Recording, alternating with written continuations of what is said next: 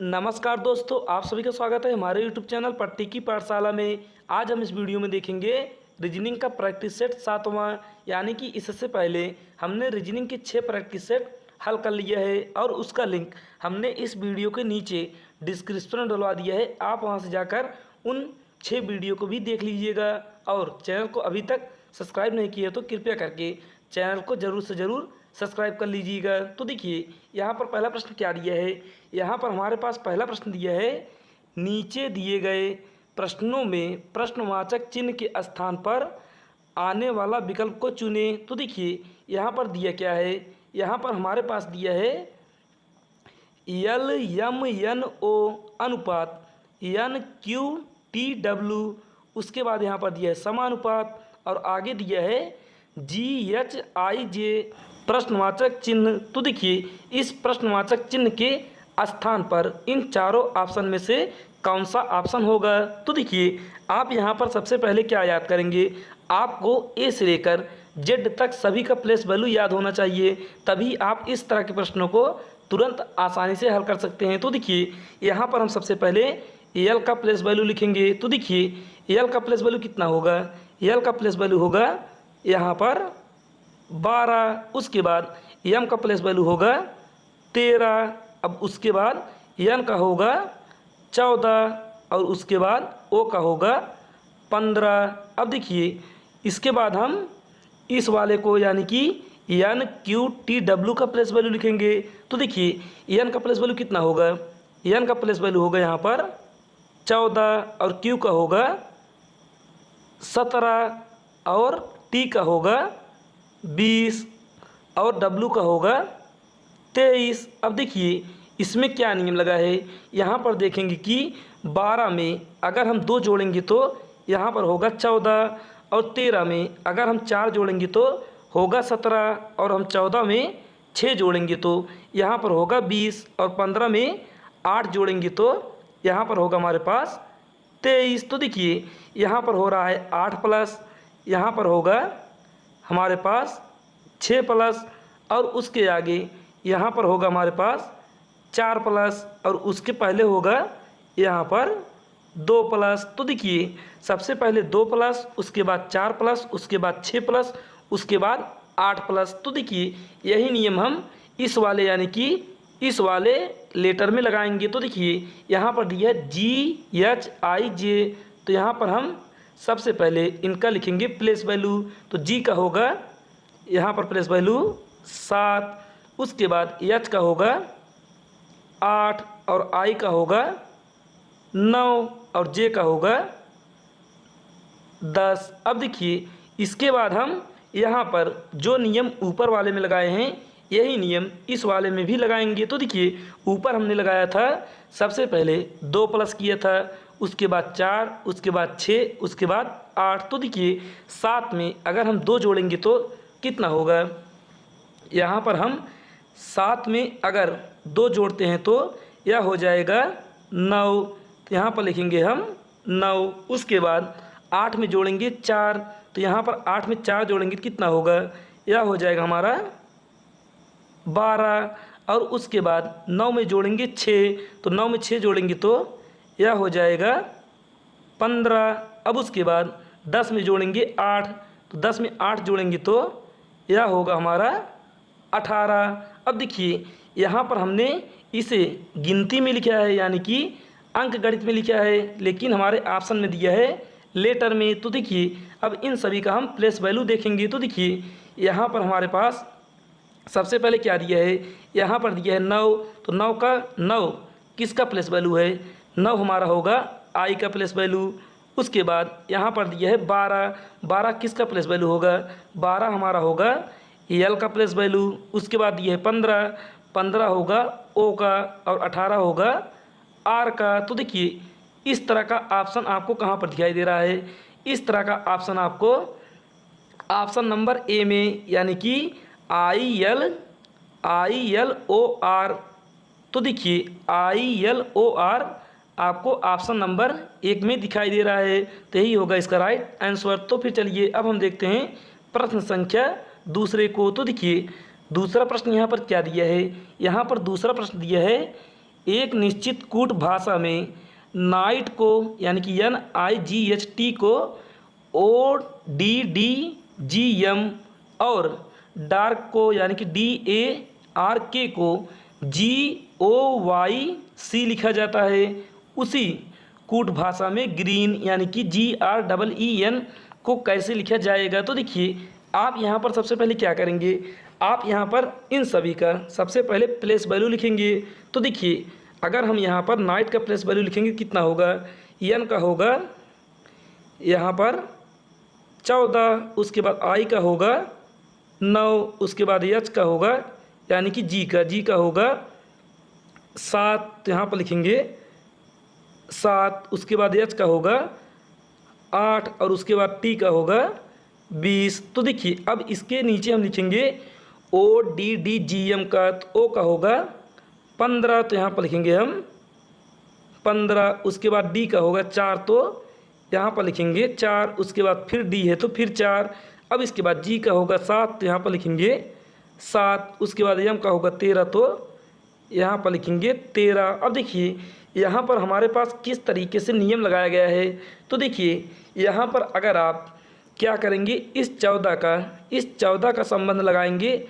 अगर आप इस 13 में, तो यहाँ पर इस 14 का संबंध इस 13 में लगाएंगे तो यहाँ पर क्या होगा, 14 में अगर 1 माइनस करेंगे तो यहाँ पर 14 में अगर हम 1 माइनस करते हैं तो यहाँ पर होगा 13। उसी प्रकार से इस 9 में इस 9 का संबंध करेंगे इस 7 से। तो देखिए 9 में अगर हम 2 माइनस करते हैं तो होगा यहाँ पर 7।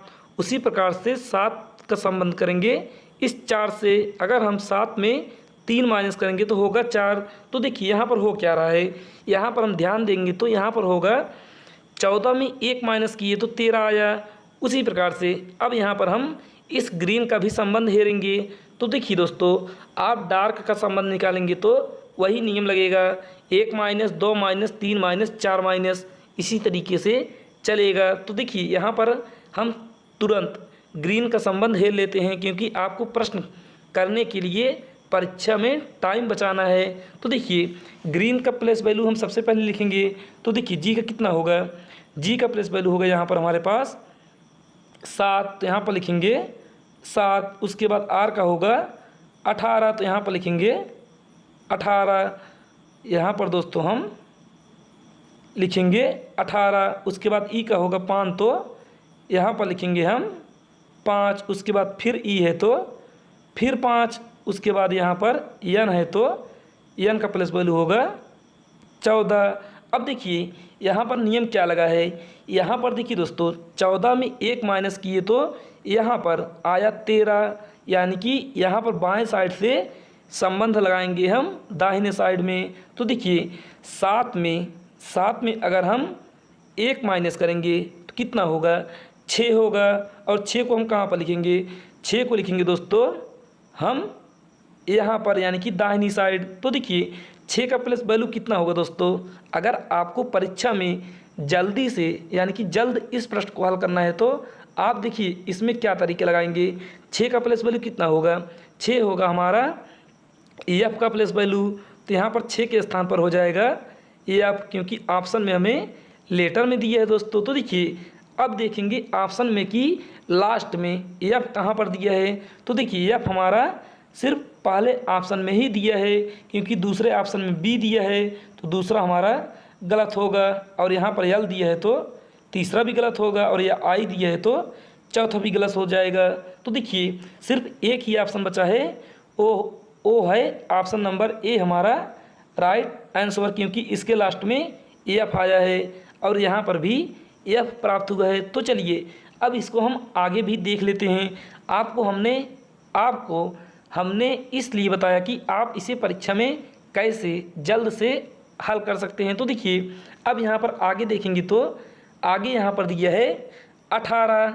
अगर आप यहाँ पर 7 में 1 माइनस किए थे तो 6 आया था, तो 18 में अगर आप 2 माइनस करेंगे कितना होगा, 18 में 2 माइनस करेंगे तो यहाँ पर होगा 16। और 16 किसका प्लस वैल्यू होगा, 16 हमारा पी का प्लस वैल्यू होगा, जो कि देखिए ऑप्शन में यहाँ पर पी भी दिया है। उसके बाद यहाँ पर दिया है 5 में अगर आप 3 माइनस करेंगे, देखिए पहले आप 2 माइनस किए थे, सॉरी पहले 1 माइनस किए थे, उसके बाद 2 माइनस किए थे।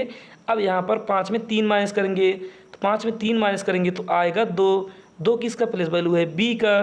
तो यहाँ पर देखिए, यहाँ पर दिया है ऑप्शन नंबर ए में तीसरे स्थान पर बी। उसके बाद अब यहाँ पर हमारे पास फिर 5 दिया है। अब इस 5 में अगर आप कितना माइनस करेंगे, यहाँ पर अब आप करेंगे 4 माइनस, क्योंकि देखिए पहले 2 माइनस किए थे तब 3, सॉरी पहले 1 माइनस किए थे तब 2, तब 3, अब 4। तो 5 में अगर 4 माइनस करेंगे तो आएगा 1, और 1 किसका प्लेस वैल्यू होगा? ए का। तो ऑप्शन यहाँ पर ऑप्शन ए में देखेंगे तो दूसरे स्थान पर ए प्राप्त हुआ है। अब उसके बाद इस 14 में हम करेंगे 5 माइनस, तो 14 में 5 माइनस करेंगे तो आएगा 9, और 9 होता है आई का प्लेस वैल्यू। तो यहाँ पर हम देखेंगे कि पहले स्थान पर आई भी प्राप्त हुआ है, तो आई ए बी पी एफ होगा इसका राइट आंसर, यानी कि ऑप्शन नंबर ए हमारा सही उत्तर होगा। तो फिर चलिए दोस्तों, अब हम देखते हैं प्रश्न संख्या तीसरे को। तो देखिए तीसरा प्रश्न यहाँ पर क्या दिया है, यहाँ पर तीसरा प्रश्न दिया है हमारे पास, एक्स वाई की बहन है, वाई जेड का भाई है, जेड पी का पति है, ओ वाई का पिता है, पी ओ से कैसे संबंधित है। तो देखिए अब यहाँ पर हम जो जो प्रश्न में कहा है वही नियम हम यहाँ पर लगाएंगे। सिर्फ आपको ब्लड रिलेशन में एक चीज़ ध्यान देना है कि अगर आपको महिला कहता है तो उसको दर्शाएंगे हम वृत्त से, और अगर पुरुष कहेगा तो उसको दर्शाएंगे हम वर्ग से। तो देखिए अब यहाँ पर हम प्रश्न को हल कर लेते हैं। तो देखिए यहाँ पर दिया क्या है, यहाँ पर पहले लाइन में दिया है एक्स वाई की बहन है। तो देखिए एक्स का जेंडर क्लियर है क्योंकि एक्स वाई की बहन है। तो यहाँ पर हम छापेंगे, सबसे पहले बनाएंगे एक्स, एक्स वाई की बहन है। अगर भाई बहन रहेंगे तो यहाँ पर हम दिखाएंगे एक लाइन से, यानी कि बीच में हम सिर्फ सिंपल एक लाइन खींचेंगे। अब यहाँ पर एक्स वाई की बहन है तो एक्स का जेंडर क्लियर है, तो एक्स हो जाएगी वृत्त में क्योंकि एक्स होगी महिला। अब उसके आगे क्या दिया है, आगे दिया है वाई जेड का भाई है, तो वाई जेड का भाई है। तो यहाँ पर हम वाई जेड का भाई है तो वाई यहाँ पर रहेगा और जेड यहाँ पर होगा, क्योंकि भाई भाई हैं तो बीच में सिंगल लाइन। और यहाँ पर इसका भी जेंडर क्लियर हो गया, वाई भाई है तो वाई होगा पुरुष, तो इसको दर्शाएंगे हम वर्ग में। अब देखिए आगे क्या दिया है, आगे दिया है जेड पी का पति है, जेड जो है पी का पति है। तो देखिए यहाँ पर जेड जो है पी का पति है, तो देखिए अब पति और पत्नी के बीच में हम डबल लाइन खींचेंगे क्योंकि यहाँ पर पति पत्नी है। तो यहाँ पर अब यहाँ पर लिखेंगे हम पी। अब देखिए जेड जो है पी का पति है, तो अब यहाँ पर जेड का भी जेंडर क्लियर हो गया, जेड होगा पुरुष, यानी कि पुरुष को दर्शाएंगे हम वर्ग से, और पी होगी महिला तो इसे दर्शाएंगे वृत्त से। अब उसके आगे क्या कहा है, आगे प्रश्न में दिया है ओ वाई का पिता है, ओ जो है वाई का पिता है। तो देखिए वाई यहाँ पर है, इसका पिता कौन होगा, इसका पिता होगा ओ, तो यह जाएगा ऊपर, ऊपर हो गया ओ। अब देखिए ओ का भी जेंडर क्लियर है क्योंकि ओ है पिता, इसको हम दर्शाएंगे वर्ग से। तो देखिए अब यहाँ पर प्रश्न में पूछा क्या है, प्रश्न में हमसे पूछा है कि पी ओ से कैसे संबंधित है, यानी कि ओ का पी क्या लगेगा, ओ का पी क्या लगेगा। तो देखिए यहाँ पर हम देखेंगे कि ओ वाई का पिता है, तो ओ हमारा जेड का भी पिता होगा क्योंकि वाई और जेड दोनों भाई हैं और एक्स बहन है। तो यहाँ पर दिया है ओ अगर जेड का पिता है तो जेड की पत्नी क्या होगी, ओ की यह हो जाएगी बहू या फिर पुत्र वधू। तो यहाँ पर ऑप्शन नंबर हमारा डी राइट उत्तर होगा, यानी कि चौथा हमारा सही आंसर होगा। तो फिर चलिए दोस्तों, अब हम देखते हैं प्रश्न संख्या चौथे को। तो देखिए चौथा प्रश्न यहाँ पर क्या दिया है, यहाँ पर चौथा प्रश्न हमारे पास दिया है दिए गए विकल्पों में से लुप्त संख्या ज्ञात कीजिए। तो यहाँ पर हमें दिए गए विकल्पों में से लुप्त संख्या ज्ञात करना है। तो देखिए यहाँ पर हमारे पास 3 फिगर दिया गया है। इन तीनों फिगर में यानी कि इन तीनों चित्रों में हमें संबंध ढूंढना है। तो यहाँ पर हमें बताना है इस प्रश्नवाचक चिन्ह के स्थान पर इन दिए गए ऑप्शन में से कौन सा ऑप्शन होगा। तो देखिए आप यहाँ पर सबसे पहले क्या नियम लगाएंगे। आप देखेंगे दोस्तों कि यहाँ पर अगर हम 3 को जोड़ेंगे 9 में तो कितना होगा। अगर हम 3 को जोड़ते हैं 9 में तो यह हो जाएगा 9 3 12। यहाँ पर 9 3 होगा 12। तो यहाँ पर हम लिखेंगे 12। अब उसके बाद इस 12 में करेंगे 5 को माइनस। तो 12 में अगर हम 5 माइनस करते हैं तो यहाँ पर प्राप्त होता है हमारे पास कितना। यहाँ पर प्राप्त होगा 7, जो कि यहाँ पर बीच में 7 हमारे पास दिया है। तो इस 81 से हमें कोई मतलब नहीं है, क्योंकि देखिए 9 का स्क्वायर करेंगे तो 81 होगा। इसलिए इस 81 से कोई हमें लेना देना नहीं है। इसी प्रकार से 8 को अगर 8 का वर्ग करेंगे तो कितना होगा 64। तो यहाँ पर इस 64 से कोई लेना देना नहीं होगा। और अगर 7 का स्क्वायर करेंगे तो होगा 49। तो इस 49 से हमें कोई लेना देना नहीं है। सिर्फ हमें इन तीनों नंबरों में जो नियम लगाएंगे वही हम इन सभी तीनों नंबरों में भी लगाएंगे। तो देखिए अब यहाँ पर हम इन ऊपर वाली संख्या को यानी कि 3 में जोड़े थे 9 को तो हुआ था 12, और 12 में अगर हमने 5 को माइनस किए तो यहाँ पर आया हमारे पास 7, जो कि बीच में दिया है। अब उसी प्रकार से हम दूसरे वाले चित्र में करते हैं। तो देखिए दोस्तों यहाँ पर हम 2 को जोड़ेंगे 8 में। तो 2 को जोड़ेंगे 8 में कितना होगा, यह हो जाएगा 10। उसके बाद 10 में करेंगे हम 6 माइनस तो कितना होगा। 10 में अगर हम 6 घटाएंगे तो यहाँ पर होगा 4, यानी कि ऑप्शन यानी कि दोस्तों देखिए यहाँ पर होगा 4, जो कि बीच में यहाँ पर भी दिया है, यानी कि यह नियम हमारा सही है। तो देखिए अब आगे वही नियम लगाएंगे। तो इस 4 को जोड़ेंगे इस 7 में कितना होगा 7 4 11। अब देखिए इस 11 में अगर हम इस 5 को माइनस करेंगे कितना आएगा। इस 11 में अगर हम इस 5 को माइनस करेंगे तो यहाँ पर आएगा 6, जो कि हमारे ऑप्शन नंबर सी में दिया है, यानी कि इस प्रश्नवाचक चिन्ह के स्थान पर आएगा 6। तो ऑप्शन नंबर सी हमारा राइट आंसर हो जाएगा, यानी कि तीसरा हमारा करेक्ट उत्तर होगा। तो फिर चलिए दोस्तों अब हम देखते हैं प्रश्न संख्या 5वें को। तो देखिए दोस्तों 5वां प्रश्न यहाँ पर क्या दिया है। यहाँ पर 5वां प्रश्न दिया है एक चूहा 20 मीटर पूरब की ओर चलता है और दाईं मुड़ता है 10 मीटर चलता है, और दाईं ओर मुड़ता है 9 मीटर चलता है, और फिर बाईं ओर मुड़ता है 5 मीटर चलता है, और फिर बाईं ओर मुड़ता है 12 मीटर चलता है, और अंत में बाईं ओर मुड़ता है और 6 मीटर चलता है। अब चूहा किस दिशा की ओर है। तो देखिए दोस्तों यह हमारा दिशा परीक्षण से दिया गया प्रश्न है। तो देखिए इसमें जो जो हमसे कहा है हम उसी तरीके से इस चूहे को चलाएंगे। तो देखिए यहाँ पर सबसे पहले दिया है एक चूहा 20 मीटर पूर्व की ओर चलता है। तो पूर्व हमारा किस साइड होगा। यहाँ पर हम छोटा सा फिगर बनाते हैं तो ऊपर होगा उत्तर, इस साइड होगा हमारा पूरब, और इस साइड होगा पश्चिम, और नीचे हो जाएगा दक्षिण। तो देखिए यहाँ पर प्रश्न में दिया है चूहा जो है 20 मीटर पूरब की ओर चलता है, तो इसे हम 20 मीटर पूर्व की ओर चला लेते हैं। तो देखिए यहाँ पर हो जाएगा 20 मीटर पूरब की ओर। अब आगे क्या दिया है, आगे दिया है प्रश्न में और दाईं ओर मुड़ता है, यानी कि और दाईं ओर मुड़ता है 10 मीटर चलता है। तो देखिए अगर आप पूरब की ओर जा रहे हैं और अगर आपसे दाईं ओर मुड़ने के लिए कहे तो आप मुड़ेंगे नीचे। तो नीचे मुड़ने के बाद वह कितना चलता है, सिर्फ 10 मीटर। तो यहाँ पर 20 का आधा होगा 10, यानी कि 20 से छोटी लाइन होगी। अब उसके बाद आगे दिया है और दाईं ओर मुड़ता है 9 मीटर चलता है। अब फिर वह दाईं ओर मुड़ेगा और 9 मीटर चलेगा।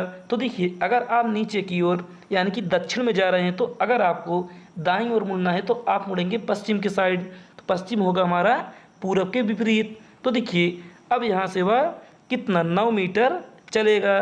तो यहाँ से अगर हम इसे 9 मीटर चलाएंगे तो यह आएगा कुछ इतने पर। अब देखिए उसके आगे क्या कहा है, उसके आगे प्रश्न दिया है फिर बाईं ओर मुड़ता है 5 मीटर चलता है। यानी कि अगर आप पश्चिम की ओर जा रहे हैं, आपसे बाईं ओर मुड़ने के लिए कहे तो आप मुड़ेंगे नीचे यानी कि दक्षिण की ओर। तो यहाँ पर आप नीचे मुड़ेंगे तो कितना चलेंगे 5 मीटर यानी कि 9 से थोड़ा कम। उसके बाद आगे दिया है और फिर बाईं ओर मुड़ता है 12 मीटर चलता है। तो देखिए अब फिर वह नीचे की ओर जा रहा है और बाईं ओर मुड़कर 12 मीटर चलेगा।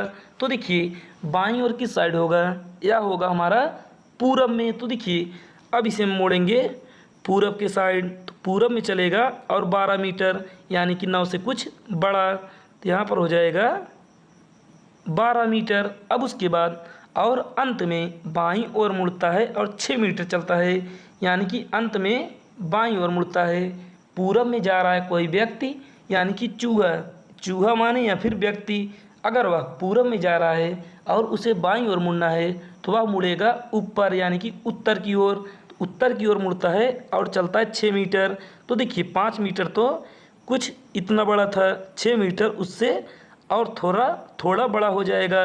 लेकिन हमें यहाँ पर इस मीटर से कोई लेना देना नहीं है, क्योंकि हमसे सिर्फ पूछा है दिशा के बारे में। तो देखिए अब यहाँ पर हमें अंत में बताना है कि अब चूहा किस दिशा की ओर है। तो देखिए चूहा हमारा ऊपर की ओर है यानी कि उत्तर की ओर है। तो यहाँ पर ऑप्शन नंबर सी हमारा करेक्ट उत्तर हो जाएगा, यानी कि उत्तर की ओर हमारा राइट आंसर होगा। उत्तर सही होगा उत्तर। तो फिर चलिए अब हम देखते हैं प्रश्न संख्या 6 को।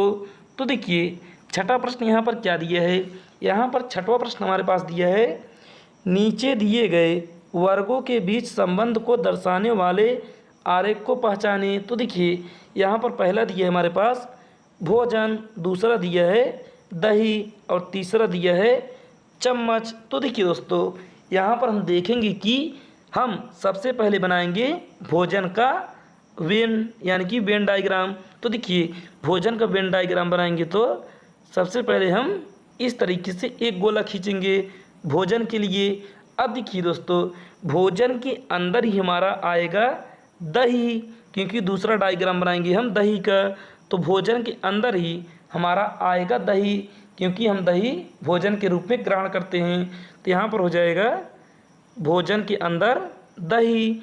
उसके बाद चम्मच होगा दोस्तों इन दोनों से अलग, इन दोनों से भिन्न, क्योंकि चम्मच का संबंध ना तो दही से है ना ही भोजन से है, सिर्फ चम्मच से खाया जाता है, लेकिन इससे इसका कोई संबंध वैसे नहीं है। तो देखिए दोस्तों यहाँ पर चम्मच का फिगर हो जाएगा अलग, यानी कि वेन डायग्राम हो जाएगा अलग। तो देखिए यहाँ पर इस तरह का आपको चित्र किस ऑप्शन में दिखाई दे रहा है, इस तरह का चित्र हमें ऑप्शन नंबर बी में दिखाई दे रहा है, यानी कि बी होगा हमारा राइट आंसर।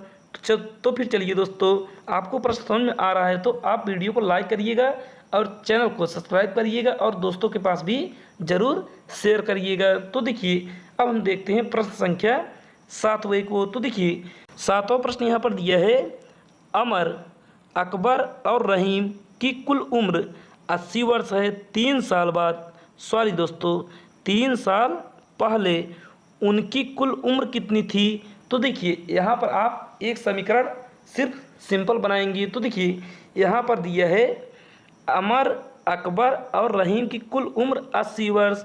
तो देखिए यहाँ पर आप सबसे पहले लिखेंगे 80, उसके बाद 3 साल पहले यानी कि -3, अगर बाद में कहा था तो प्लस करते, लेकिन पहले कहा है तो 3 करेंगे माइनस।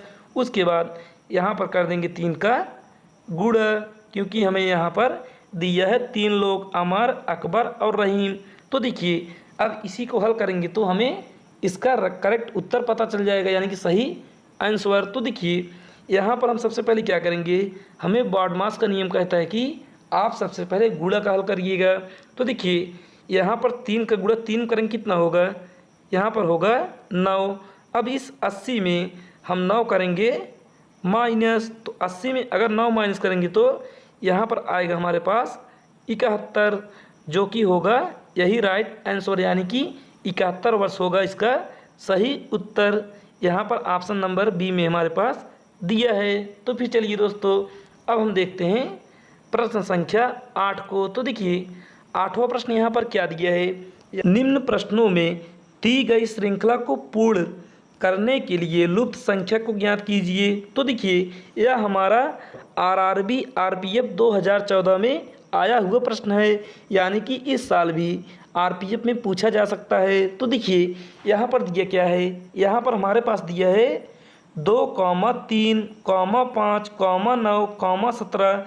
तो हमें बताना है कि इस प्रश्नवाचक चिन्ह के स्थान पर इन चारों ऑप्शन में से कौन सा होगा। तो देखिए आप यहाँ पर सबसे पहले क्या देखेंगे कि हमारा जो यहाँ पर नंबर दिया है, यानी कि जो इस श्रेणी क्रम में दिया है, यह हमारा बढ़ते हुए क्रम में है, यानी कि थोड़ा थोड़ा बढ़ रहा है। तो यहाँ पर सिर्फ हम जानेंगे कि यहाँ पर होगा सिर्फ प्लस, इसके बाद न तो यहाँ पर गुणा होगा, ना स्क्वायर होगा, ना घन होगा, क्योंकि यहाँ पर संख्या हमारा धीरे धीरे बढ़ रहा है। तो देखिए यहाँ पर हम क्या करेंगे, यहाँ पर देखेंगे कि 2 में अगर हम 2 में 1 जोड़ते हैं तो 2 में अगर हम 1 प्लस करेंगे तो होगा 3। उसके बाद इस 3 में अगर हम 2 जोड़ेंगे तो यहाँ पर होगा 5, और इस 5 में अगर हम 4 जोड़ते हैं तो यहाँ पर होगा 9, और इस 9 में अगर हम 8 जोड़ते हैं, 9 में अगर हम 8 जोड़ेंगे तो होगा 17। और देखिए दोस्तों अब हम इस 17 में क्या जोड़े कि यहाँ पर प्रश्नवाचक चिन्ह के स्थान पर वह संख्या प्राप्त हो जाए। तो देखिए आप यहाँ पर ध्यान देंगे तो यहाँ पर इस एक में अगर हम 2 का गुणा करते हैं तो यहाँ पर आएगा 2, और इस 2 में अगर हम 2 का गुणा करेंगे तो यहाँ पर आएगा 4, इस 4 में अगर हम 2 का गुणा करेंगे तो होगा 8। अब इस 8 में अगर हम 2 का गुणा करेंगे तो यहाँ पर आएगा 16। अब हम 17 को जोड़ेंगे 16 में, तो देखिए 17 को अगर हम 16 में जोड़ेंगे कितना होगा, 17 और प्लस करेंगे 16। तो देखिए 17 और 16 को प्लस करेंगे कितना होगा, 7 में 6 जोड़ेंगे तो यहाँ पर होगा 3, 1 में 1 जोड़ेंगे, यानी कि दोस्तों 7 में 6 जोड़ेंगे तो होगा 13, 13 के 3 हासिल बचेगा 1। इसी प्रकार से 1 में 1 जोड़ेंगे तो होगा 2, और 2 में 1 जोड़ेंगे तो होगा 3। तो यहाँ पर हो गया हमारा 33, जो कि ऑप्शन नंबर डी में दिया है, यही होगा इसका राइट आंसर। तो फिर चलिए दोस्तों अब हम देखते हैं प्रश्न संख्या 9 को। तो देखिए 9वां प्रश्न यहाँ पर क्या दिया है, यहाँ पर हमारे पास 9वां प्रश्न दिया है दोस्तों।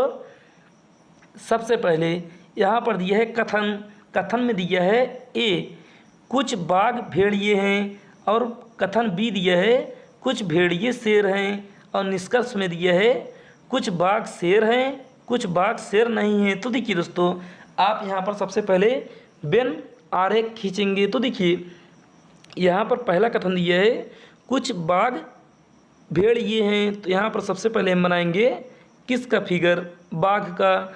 बाघ को दर्शा लेते हैं हम बी से। उसके बाद कुछ बाघ भेड़िए हैं, तो यहाँ पर कुछ का संबंध इस तरीके से बनेगा, तो यहाँ पर भेड़ियों को दर्शाते हैं हम एफ से, तो यहाँ पर भेड़ियों को दर्शाएंगे एफ से।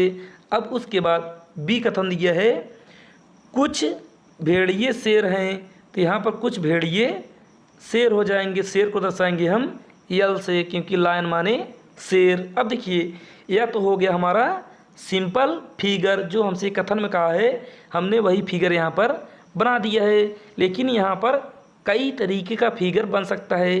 जैसे देखिए एक फिगर हम और बनाना चाहें तो यहाँ पर इस तरीके से भी एक फिगर बनेगा, और एक फिगर और बनाना चाहें तो इस तरीके से एक फिगर और बन जाएगा। लेकिन देखिए हमें इन तरह के प्रश्नों करने के लिए कम से कम 2 फिगर इस्तेमाल करना चाहिए, जिससे कि आपको इस तरह के प्रश्नों करने में कोई प्रॉब्लम ना हो। तो देखिए अब यहाँ पर दिया क्या है, यहाँ पर हम देखेंगे कि निष्कर्ष में क्या दिया है। पहला निष्कर्ष है हमारे पास कुछ बाघ शेर हैं। तो देखिए पहले वाले फिगर में देखेंगे तो कुछ बाघ यानी कि बाघ को दर्शाते हैं बी से और शेर को दर्शाए हैं एल से। तो कुछ बाघ शेर हैं। तो देखिए इन दोनों के बीच में यहाँ पर कोई संबंध नहीं है। लेकिन अगर वहीं पर हम दूसरे फिगर को देखेंगे तो यहाँ पर इनका संबंध कहीं ना कहीं बनेगा। तो देखिए अगर आपको एक फिगर में संबंध नहीं बन रहा है तो वह ऑप्शन यानी कि वह निष्कर्ष हमारा गलत माना जाएगा। तो देखिए दोस्तों यहाँ पर पहला निष्कर्ष हो गया गलत। अब दूसरा निष्कर्ष देखेंगे। दूसरा निष्कर्ष दिया है कुछ बाघ शेर नहीं है। तो देखिए यहाँ पर देखिए पहले फिगर में तो हमारे पास सही दिखाई दे रहा है, क्योंकि बाघ और शेर में कोई रिलेशन नहीं है, क्योंकि बाघ हमारा इस लेफ़्ट साइड है और शेर हमारा राइट साइड, बीच में है हमारे पास भेड़िया। तो देखिए पहले फिगर से तो यह सही होगा। लेकिन अगर यहीं पर किसी व्यक्ति ने दूसरा फिगर बना दिया, तो जैसे यहाँ पर सेकंड फिगर हमने बनाया है, तो देखिए सेकंड फिगर में यहाँ पर बाघ और शेर का कोई न कोई संबंध जरूर होगा। तो इस प्रकार से दूसरा भी हमारा निष्कर्ष गलत हो जाएगा। तो देखिए यहाँ पर दोनों निष्कर्ष गलत हो गए। तो यहाँ पर ऑप्शन हम देखेंगे तो ऑप्शन में पहला ऑप्शन क्या दिया है। यहाँ पर पहला ऑप्शन दिया है हमारे पास, पहला ऑप्शन पढ़ेंगे तो यहाँ पर दिया है न तो निष्कर्ष 1 और न ही निष्कर्ष 2 अनुसरण करता है, यानी कि यहाँ से हमारा पहला ही ऑप्शन सही हो जाएगा। तो यही होगा इसका राइट आंसर। तो फिर चलिए दोस्तों अब हम देखते हैं प्रश्न संख्या 10वें को, यानी कि आज का आखिरी प्रश्न। और अभी तक आप लोगों ने चैनल को सब्सक्राइब नहीं किए तो कृपया करके चैनल को सब्सक्राइब कर लीजिए और इस वीडियो को लाइक ज़रूर करिएगा। तो देखिए यहाँ पर आखिरी प्रश्न दिया है हमारे पास। आखिरी प्रश्न पढ़ेंगे तो यहाँ पर दिया है एक मानक पासे की 2 स्थितियाँ दी गई हैं। सबसे ऊपर कौन सी संख्या होगी जब सबसे नीचे 2 हो। तो देखिए दोस्तों इस तरह के पासे को हम कैसे हल करते हैं। अगर यह हमारा सबसे सिंपल पासा होता है जिसमें दो फलक सेम दिए गए हों, यानी कि 2 सतह सेम दिया गया है। तो देखिए यहाँ पर हमारे पास कितना है, यहाँ पर 3 है और यहाँ पर 3 है, और उसके बाद यहाँ पर 6 है और यहाँ पर 6 है।